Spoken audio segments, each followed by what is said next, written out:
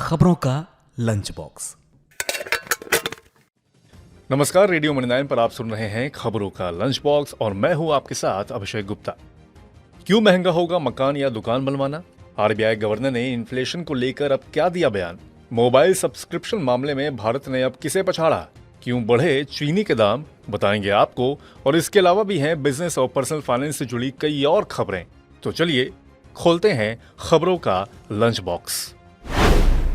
तो lunch box में पहली खबर है महंगे सीमेंट को लेकर। घर या दुकान बनाने के लिए अब ज्यादा खर्च करना होगा क्योंकि सितंबर आते ही सीमेंट कंपनियों ने दाम बढ़ा दिए हैं। खबरों के मुताबिक सितंबर में कंपनियों ने प्रति 50 किलो के सीमेंट के बैग में 10 से 35 रुपए का इजाफा किया है। जेफरीज लिमिटेड के मुताबिक उन्होंने ये आंकड़ा कुछ सीमेंट डीलर से बात करके निकाला है। इससे पहले जुलाई में कीमतों में स्थिरता बनी हुई थी, जो कि अगस्त में सीमेंट की कीमतों में 1 से 2% की गिरावट के रूप में बदल गई थी। बताया जा रहा है कि मजबूत डिमांड के चलते सीमेंट की कीमतों में इजाफा हुआ है। इससे सीमेंट कंपनियों का कामकाजी मुनाफा बढ़ने का भी अनुमान है। महंगाई बढ़ रही है, लेकिन आरबीआई गवर्नर को उम्मीद है कि इसे हम कंट्रोल में ला सकते हैं।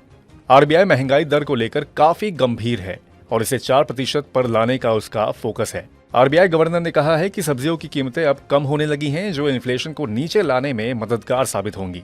उन्होंने केवल पिछले डेटा पर ही भरोसा करने के प्रति आगाह किया है।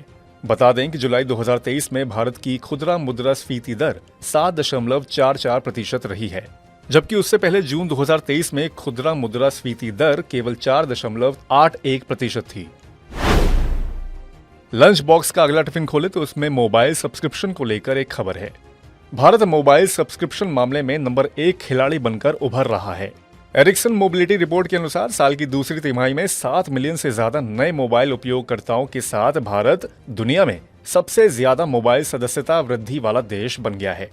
इस लिस्ट में चीन 50 लाख नए ग्राहकों के साथ दूसरे नंबर पर है। वहीं अमेरिका ने 30 लाख मोबाइल ग्राहक जोड़े हैं और इसके साथ वो तीसरे स्थान पर है। वहीं साल की दूसरी तिमाही तक दुनिया भर में 5G मोबाइल यूजर्स की संख्या ने 130 करोड़ का आंकड़ा छू लिया है। वित्त मंत्री निर्मला सीतारमण को उम्मीद है कि अगले 24 वर्षों में टैक्स पेयर्स की संख्या में करीब 6 गुना तक का इजाफा हो सकता है। वित्त मंत्री ने कहा कि भारत की कुल जनसंख्या में काम करने वाले लोगों की संख्या 2047 तक 45% पर पहुंच जाएगी और टैक्स देने वाले लोगों की संख्या भी बढ़कर 85.3% हो जाएगी। अभी आयकर रिटर्न भरने वालों की संख्या कुल जनसंख्या का 22.5% है। वित्त मंत्री ने कहा कि 2047 तक देश में कुल 48.2 करोड़ इनकम टैक्स रिटर्न भरने वाले लोग होंगे। बता दें कि वित्त वर्ष 2022-23 में केवल 7 करोड़ लोगों ने इनकम टैक्स रिटर्न फाइल किया है। इस लिहाज से 2047 तक देश में करीब 41 करोड़ नए टैक्स दाता टैक्स नेट में शामिल हो जाएंगे। और अब लंच बॉक्स के अगले टिफिन में है चीनी। चीनी उत्पादन में कमी की चिंताओं के चलते देश में चीनी की कीमतों में भारी उछाल दर्ज किया गया है। व्यापारियों और इंडस्ट्री के अधिकारियों ने कहा है कि चीनी की कीमतें एक पखवाड़े में 3% से ज्यादा बढ़कर 6 साल में अपने उच्चतम स्तर पर पहुंच गई हैं। वहीं आने वाले महीनों में कीमतों में और उछाल आने की आशंका जताई गई है।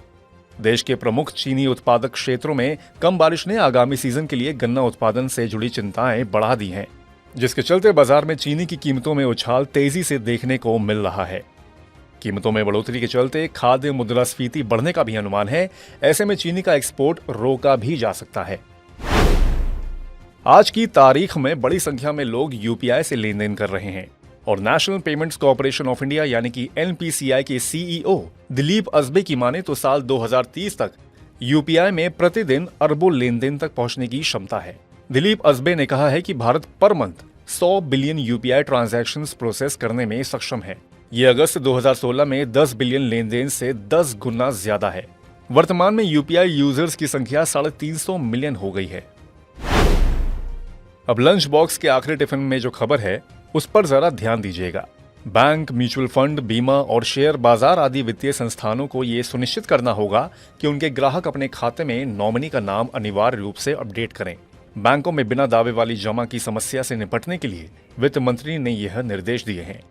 वित्त मंत्री ने बैंकों और वित्तीय संस्थानों से ये सुनिश्चित करने को कहा है कि उनके ग्राहक अपने खाते में नॉमिनी का नाम अनिवार्य रूप से दर्ज कराएं। एक रिपोर्ट के मुताबिक वित्तीय संस्थाओं के पास कुल 1 लाख करोड़ रुपए से ज्यादा की राशि ऐसी है जिसका कोई दावेदार नहीं है। तो इसी के साथ बंद करते हैं खबरों के लंच बॉक्स को। उम्मीद करते हैं कि इसमें पेश की गई खबरें आपको पसंद आई होंगी। अगर ऐसा है तो हमें कमेंट करके जरूर बताएं। बाकी ऐसी ही बिजनेस और पर्सनल फाइनेंस से जुड़ी खबरों के लिए सुनते रहिए रेडियो मनी 9 और डाउनलोड कर लीजिए हमारे मनी 9 ऐप को। मैं हूं आपके साथ अभिषेक गुप्ता, अभी लेता हूं विदा। नमस्कार। खबरों का लंच बॉक्स।